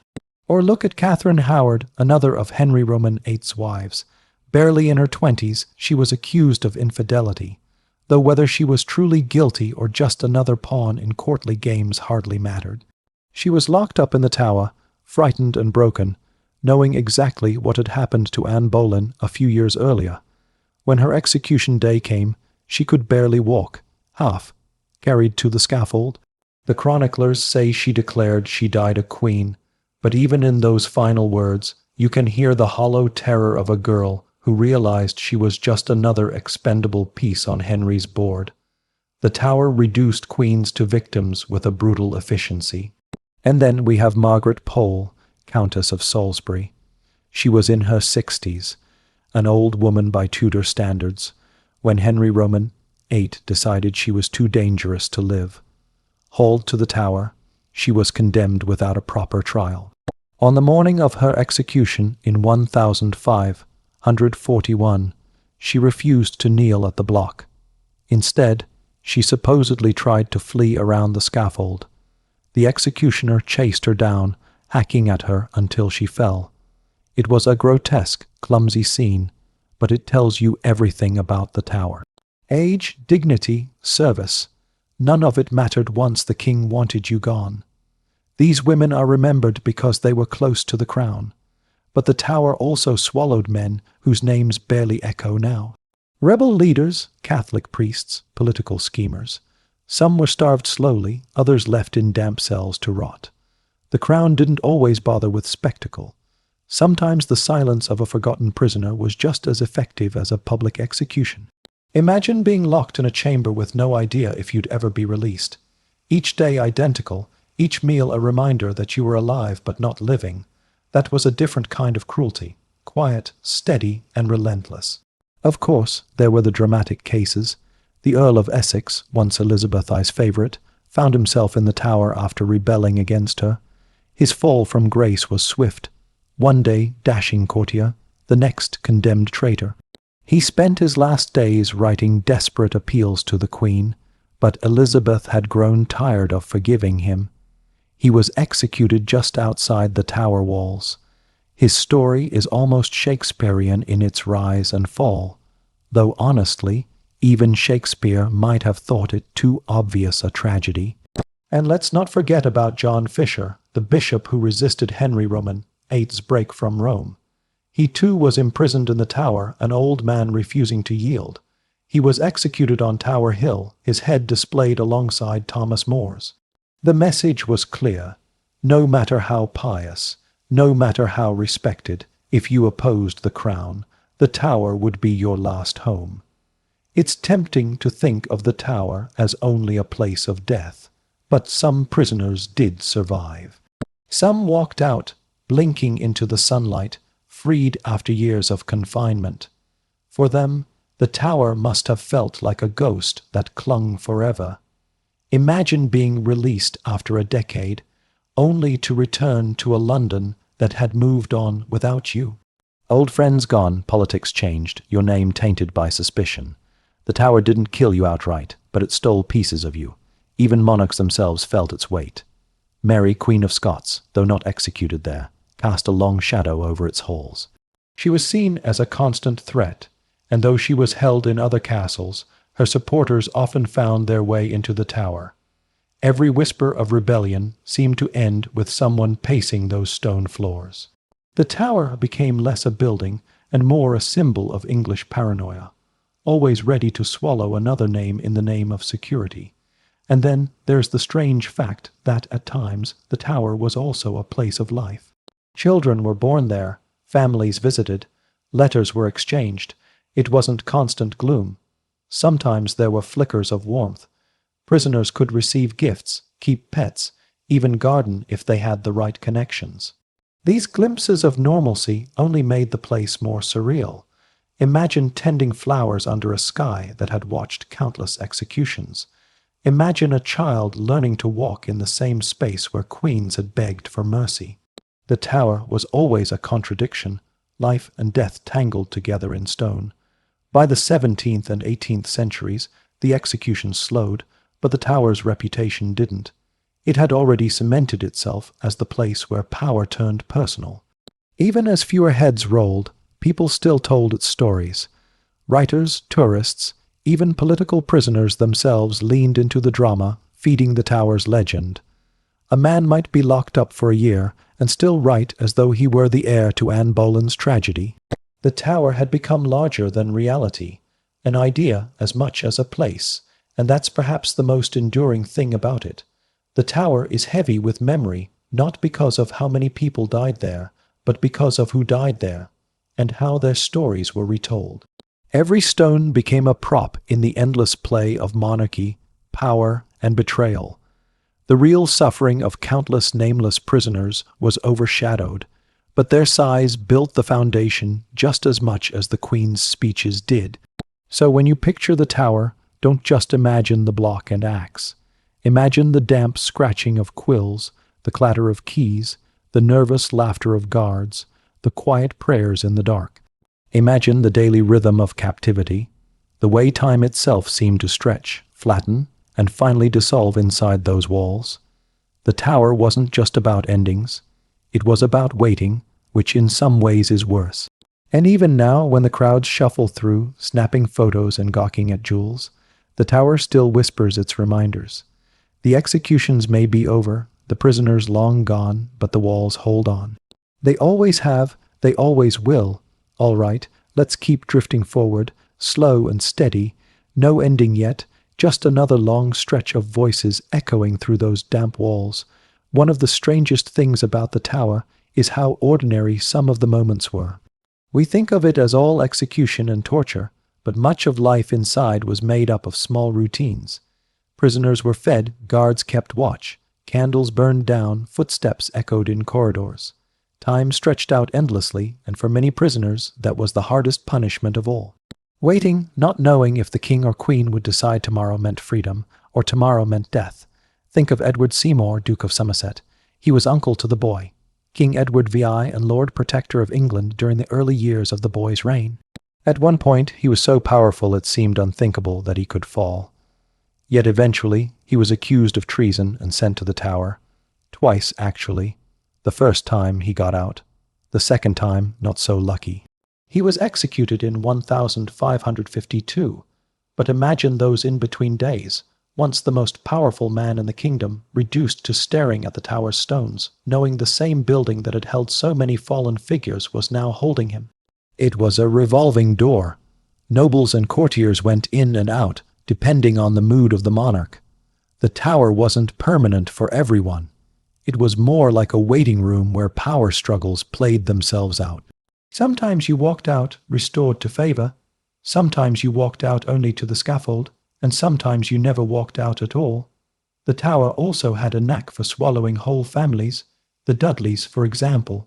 John Dudley, Duke of Northumberland, pushed his daughter-in-law Lady Jane Grey onto the throne.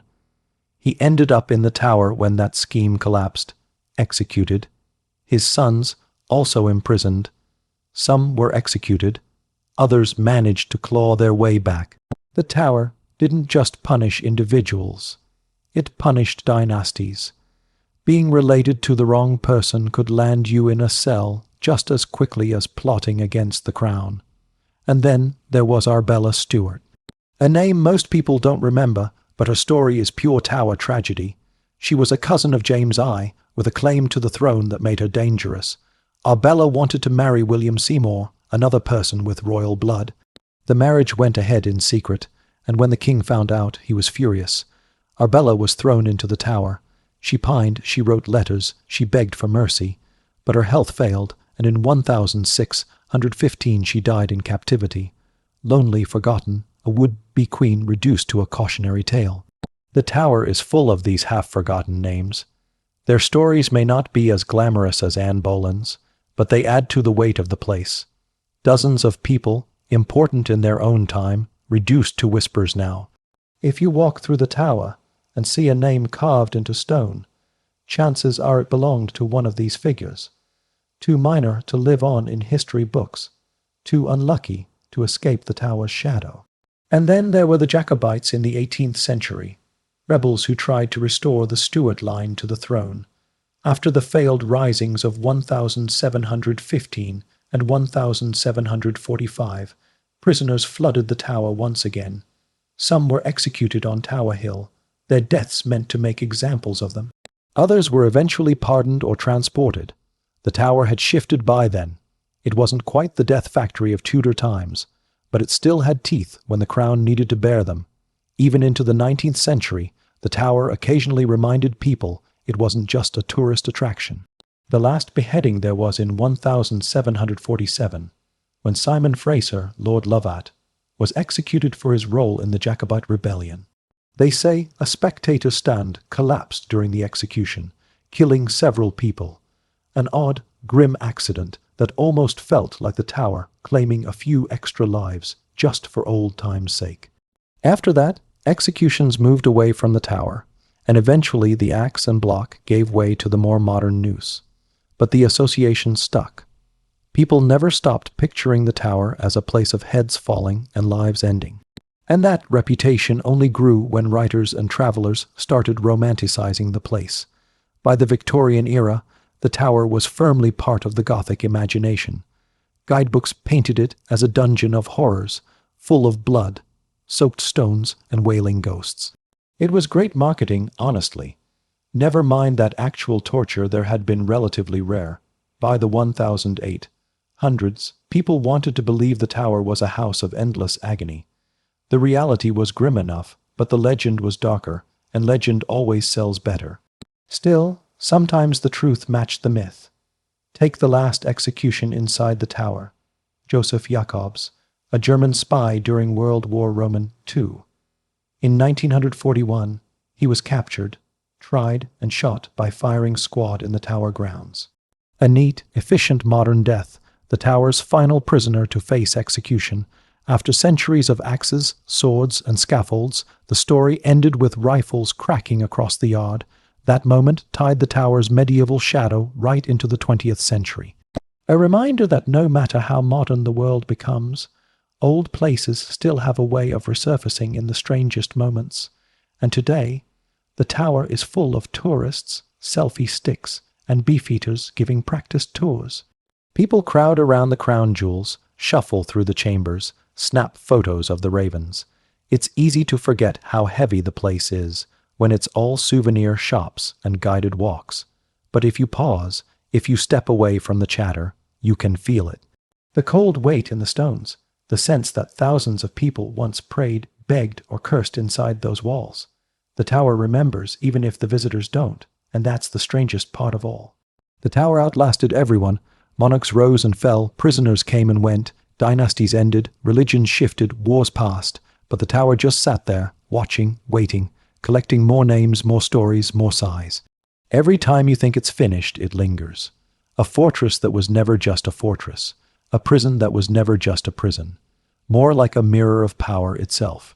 Shining, brutal, unforgettable, and impossible to escape. ChatGPT said, "All right, let's keep drifting further, like we've settled into a fog that never quite lifts. The tower has endless corridors of stories, and we're still just walking slowly through them." One thing that makes the tower so strangely compelling is how many different kinds of people ended up there. It wasn't just noblemen and queens. It wasn't just traitors and rebels. The tower could swallow almost anyone if circumstances lined up badly enough. Clergymen, soldiers, merchants, even writers, and each of them brought their own quiet misery into the walls. Think about Sir Walter Raleigh, explorer, courtier, and depending on which pamphlet you read, a hopeless romantic or a greedy schemer. Raleigh was locked up in the tower not once, but twice. The first time came when he married Elizabeth Throckmorton, one of Queen Elizabeth I's ladies, in waiting without the Queen's permission. This was basically treason against Elizabeth's ego. She threw them both in the tower. Later he got out, went off adventuring, and then found himself back in again under James I, accused of plotting against the king. But Raleigh wasn't the sort to just mope around. While imprisoned, he turned his cell into a study. He wrote treatises, tinkered with experiments, and drafted huge sections of his history of the world. Imagine that while other prisoners scratched names into the walls or prayed for pardon, Raleigh was busy trying to write the history of all human civilization, from creation to the Roman Empire, all from behind bars. He never finished it, of course, but that image sticks. The tower as both cage and library, its stones listening to Raleigh lecture on empires that had long since vanished. And yet, for all his scholarship, Raleigh still ended at the block in 1618. Clever words didn't stop the axe. The tower has a way of reminding everyone, eventually, that intellect or ambition doesn't weigh much compared to royal paranoia. Now, let's drift back a little further. Another prisoner, Thomas More, famous now, sainted later, but in his tower days, just a man caught in the king's temper. More had served Henry Roman VIII faithfully for years, but he wouldn't acknowledge Henry as the head of the Church of England. That stubborn streak landed him in the tower in 1534. His letters from prison are oddly calm, resigned, almost gentle. He writes about the view from his cell, the birds he sees, the thoughts he has while pacing the floor. He even jokes occasionally, which is impressive given the circumstances. In July 1535, he was executed on Tower Hill. His head was displayed on London Bridge, a grim warning to anyone else who thought of defying the king. But those letters remain, quiet, almost tender glimpses of a man waiting for death in the most infamous prison of all. It's moments like that which turn the tower into something more than a fortress. It became a stage where people revealed their truest selves. Some raged, some wept, some philosophized. The stones didn't care, but the echoes of those voices linger, and we catch bits of them in the scraps of writing, in the carvings, in the records left behind. Then, of course, there are the less noble prisoners. Not every inmate was famous or tragic. Some were simply awkward accidents of history. A few coin counterfeiters, for example, ended up in the tower. It was a state crime. Tampering with money was basically tampering with the monarch's authority. For these people, imprisonment wasn't about dynastic struggles or theological disputes. It was about being caught with bad coins in your pocket. Their names aren't well remembered, but they remind us that the tower could punish small players just as thoroughly as great ones. and occasionally prisoners turned the tower into a kind of social club. The Earl of Northumberland in the late 1500s, Henry Percy, had such comfortable imprisonment that people jokingly called his suite of rooms the Wizard Earl's study. He had books, experiments, servant, so almost a private laboratory inside the fortress. He even smuggled in luxuries like wines and fine clothing. It wasn't exactly freedom, but it was about as pleasant as captivity could get. Some people joked that being locked in the tower was less a punishment and more a slightly boring vacation, if of course you were rich enough to bribe the guards, not that everyone could afford that. Many prisoners, especially common ones, had to pay for their own food, bedding, and basic survival. If you didn't have money or influential friends, you might starve slowly inside the walls. The tower wasn't a free stay. It was more like a terrible hotel where you had to bribe the staff just to get clean straw. That mix of misery for some and indulgence for others shows exactly how much the tower mirrored the society around it. Hierarchies didn't disappear behind bars. They just reshaped themselves, and then there were the foreign guests. Ambassadors, spies, and captives from wars abroad occasionally found themselves in the tower. The Scots, of course, had their share of prisoners taken south of the border. During wars with France or Spain, important captives sometimes ended up under lock and key in London's most famous prison. For them, the tower was more than a personal disaster. It was a symbol that England had triumphed over their homeland, at least for the moment. One particularly strange story comes from the 15th century. Charles, Duke of Orleans, was captured at the Battle of Agincourt in 1415. He spent years in captivity in England, though much of it not inside the tower itself, but in various estates. Still, he passed through the tower, and his long imprisonment in England led him to write poetry, melancholy verses about lost freedom and lost France. Once again, the tower acted as a kind of creative spark, not by kindness, but by sheer confinement. And this theme keeps repeating. The tower crushed people, yes, but it also forced them to reflect, to create, to write, to scratch messages that might outlast them. That's why so many tower stories come to us with such vivid detail. People trapped in small spaces leave behind sharper words. If we zoom out, the tower becomes almost like a giant scrapbook of English paranoia. Each monarch used it differently. William the Conqueror built it as a show of force. The Plantagenets used it as a treasure house and occasional dungeon. The Tudors turned it into a stage for political theater. The Stuarts used it for inconvenient relatives.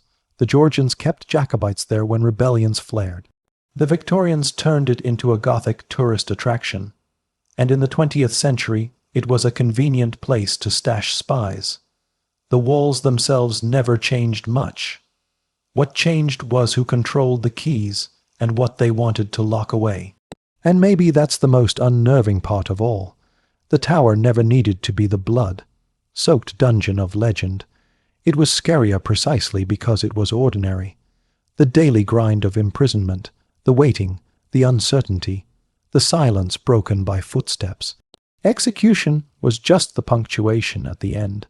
The real cruelty was in the commas and the pauses, the endless time spent not knowing what would come next. That's why the tower continues to hold our imagination. Not because of ghosts or legends, but because so many people, famous and forgotten, lived out their worst days inside it. We can't help but picture them there, pacing the same floors, staring at the same stones, listening to the same hollow echoes. The tower is less a prison and more a memory, and like any memory it lingers, it drifts, it waits. All right, let's stay inside the tower a little longer. We're not closing our eyes yet, just wandering through the past with that same slow, hushed pace. Another stretch of lives folded into the stones. If you stand in the tower long enough, ignoring the chatter of tourists, ignoring the glitter of the crown jewels, you'll start to realize how much of its history is made up of people who never expected to end up there. Not just kings and queens, but their servants, their allies, their unlucky neighbors. Sometimes, just being in the wrong room at the wrong time could land you in a tower cell. Take Margaret Pole, Countess of Salisbury. She was one of the last Plantagenets, with bloodlines that made Henry Roman VIII nervous. Margaret was elderly when she was arrested in 1539, accused of treason mostly because her family connections were too dangerous to ignore. She was thrown into the Tower, where she stayed for 2 years. When her execution finally came, it was a disaster. The executioner was inexperienced, and it took multiple blows to kill her. She had been 70 years old, an age when she should have been allowed to fade quietly, but the Tower made sure she was remembered for a brutal end instead, and she wasn't alone. Dozens of noblewomen found themselves in the Tower at one point or another. Elizabeth I herself was a prisoner before she became queen. In 1554, during the reign of her half-sister Mary I, Elizabeth was accused of being involved in Wyatt's rebellion. Guards rowed her by boat to the Tower, and she is said to have cried out, "Here landeth as true a subject, being prisoner, as ever landed at these stairs." She was locked in for a few months, terrified she might be executed like her mother before her. And then she walked out again, and eventually sat on the throne for over 40 years. The Tower that could have been her tomb instead became a footnote in her survival story. That's the kind of irony the Tower specializes in. The same walls that watched Anne Boleyn die also sheltered Anne's daughter when she was at her most vulnerable. You could never be sure if the Tower was your end, or just a bad chapter in a longer book. Now, let's drift toward the quieter prisoners, the ones who faded almost completely from memory. A 17th-century clergyman named William Prynne spent time in the Tower after writing pamphlets critical of the monarchy. He wasn't a nobleman, he wasn't a rebel leader. He was just a man with strong opinions and the unfortunate habit of publishing them. For that, he lost his ears in a public mutilation and ended up behind Tower walls. Imagine sitting in those cold cells with your ears literally cut off, thinking about how words had ruined your life. Prynne actually survived, wrote more, and lived to see a sort of comeback, but the Tower years marked him forever. Another strange story belongs to Guy Fawkes. Yes, the very same man behind the gunpowder plot of 1605. After the plot was uncovered, he was dragged to the Tower, interrogated, and tortured. The records show his signature changing dramatically, from strong and clear before the torture to a weak, trembling scrawl afterward. It's one of the few direct pieces of evidence we have that torture was actually used in the Tower, despite it being rare. Fawkes was later executed, of course, but those broken signatures still sit in archives, silent proof of what the Tower's darkness could do. And then there were the prisoners who were almost comical in their misfortune. Sir Everard Digby, another gunpowder plot conspirator, had written letters begging forgiveness, claiming he had only joined the scheme out of friendship. It didn't matter. The Tower held him until his execution, and his excuses vanished into history. Or take the Jacobite lords, some of whom were so bumbling in their rebellions that their time in the Tower felt more like a sad afterthought than a dramatic downfall. But here's the thing. Even the ridiculous or pathetic stories add to the Tower's weight. Because once you were inside, your fate wasn't your own anymore. Whether you were a queen, a poet, a conspirator, or a fool, you belonged to the Tower until the Crown decided otherwise. And of course, we can't forget the guards. The yeoman warders, the beefeaters. For centuries they've stood watch, carrying out orders, escorting prisoners, and now guiding tourists. Imagine their perspective, watching powerful figures brought low. Escorting queens to their deaths, guarding men who once commanded armies. For them, the Tower wasn't legend. It was a workplace, a grim one, perhaps, but still a job. And when a prisoner begged or cursed or prayed, the guards were the only ones there to hear it. The Tower also had its own small community. Wives of warders, children playing in the courtyards, kitchens and workshops. For the people who lived there, it wasn't a haunted fortress. It was just home. Chickens clucked, fires burned, washing hung on lines. Everyday life went on in the middle of all that dread. It's almost absurd when you think about it. One floor above, a condemned nobleman might be writing a farewell letter. One floor below, a child might be chasing a ball. That contrast, the ordinary and the terrible layered together, is what makes the tower endlessly unsettling. It wasn't just a prison of death. It was also a village, a fortress, a treasury, and a home. All happening at the same time, within the same walls. And through all of it, the ravens watched. Legend says that if the ravens ever leave the tower, the kingdom will fall. Whether you believe that or not, the birds have been there for centuries, hopping around the grounds, a little reminder that time keeps moving, even as human stories end. Prisoners came and went. Kings and queens rose and fell. But the ravens kept circling, watching, as if they knew the tower would always find new stories to swallow. And so, as we keep wandering these corridors, we realize the tower isn't just about executions or escapes. It's about the slow grind of human life, caught in stone walls that never cared who you were. Whether you were Walter Raleigh scribbling history, Elizabeth pacing in fear, Guy Fawkes scrawling broken letters, or just some unlucky merchant with counterfeit coins, the tower turned all of you into echoes. And the stones still carry those echoes, layer upon layer, waiting for someone quiet enough to hear them. All right, let's sink further in. No hurry, no final stop yet. Just a long, slow drift through those stones that have seen too much and said nothing at all. It's easy to think of the tower as nothing but blood and betrayal. But so much of its history is made of waiting.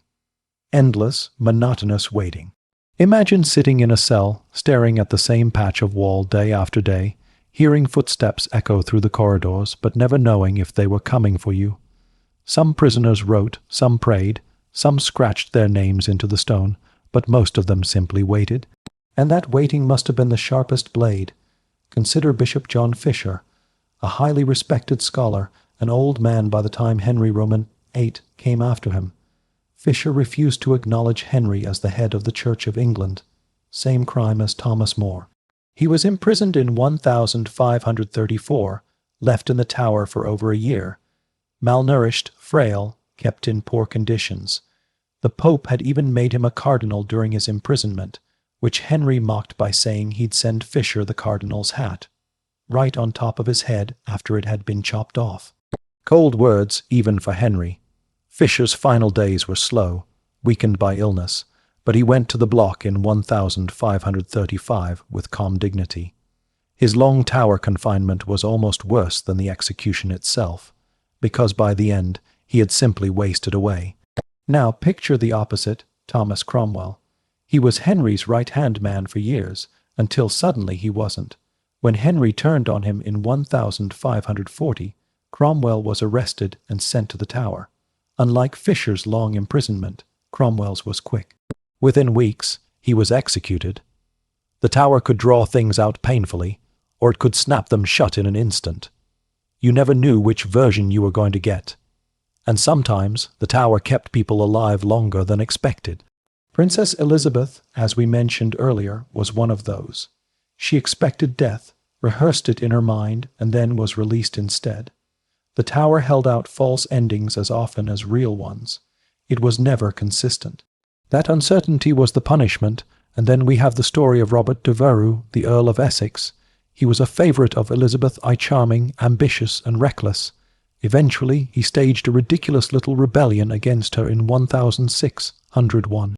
It lasted about 12 hours before collapsing. Essex was thrown into the Tower, where he brooded over his fall from grace. His confinement was brief and his end swift. He was executed on Tower Green. Once again, the Tower served as the short pause before the axe, the quiet room before the noisy end. But for every Essex, there were dozens of prisoners who never reached the block. They simply lived in limbo, months, years, before being released or forgotten. Their names blur together in the records: foreign envoys, disobedient nobles, clergymen with inconvenient opinions. The Tower collected them all. One detail that often surprises people is how many prisoners were allowed certain comforts. Wealthy inmates could pay for food, furniture, even servants. Some brought their wives or children with them. To a casual visitor, the Tower might have looked more like a walled, aristocratic residence than a grim dungeon. But the illusion didn't last. No matter how soft the bedding, no matter how good the wine, you couldn't bribe your way out of those gates without the king's permission. Walter Raleigh is the best example of this half prison, half home life. During his long second imprisonment, his wife and son lived with him. He kept a little garden. He wrote, he studied. By outward appearances it was tolerable, but the shadow was always there. At any moment the Crown could decide that his usefulness had run out, and eventually it did. His head fell in 1618, after all those years of waiting. The Tower was never fair. That's its most consistent theme. One prisoner might get decent food and books. Another might rot in filth. One prisoner might be freed. Another, guilty of less, might die. Justice had little to do with it. The Tower wasn't about fairness. It was about power. Now, if we walk slowly into the 17th century, we find the Tower becoming less central to politics, but still catching stragglers of royal paranoia. During the English Civil War, prisoners from both sides were locked up there. The Tower still mattered, still symbolized the state's grip. And after the monarchy was restored, it filled again with rebels and dissenters. By the 18th century, the Tower was less a royal death sentence and more a holding pen. The Jacobite rebels, after their failed risings, found themselves behind its gates. Some were executed, yes, but many were eventually released. The Tower was no longer the guaranteed full stop of Tudor times. It had become more of a comma, a pause in life, sometimes deadly, sometimes not. Yet it never lost its reputation. Even when no blood was being spilled inside, people whispered about the Tower as if it were still dripping with ghosts. Visitors described its damp halls, its carvings, its sense of gloom. Writers leaned into the Gothic mood, exaggerating the tortures, inventing horrors. The Tower didn't need to do anything new to keep its fear alive. Its reputation carried itself, and then, just when you think the Tower had retired, it wakes again. The world wars brought prisoners back into its cells. German spies were held there, questioned there, and a few executed there. The last of them, Joseph Jacobs in 1941, sat in a wooden chair in the shooting range and was killed by firing squad. The Tower's final execution. After nearly 1,000 years of fear, it ended not with an axe or a sword, but with rifles cracking in the grey morning. From that point, the Tower slipped fully into being a monument, a tourist site, a museum of its own past. But if you listen closely, you can still hear the rhythm of all those centuries.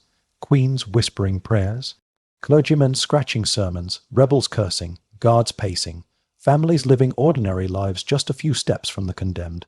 The Tower is quiet now, but it's not empty. It's never really empty, because here's the truth. The Tower isn't just a fortress or a prison. It's a memory palace for English power.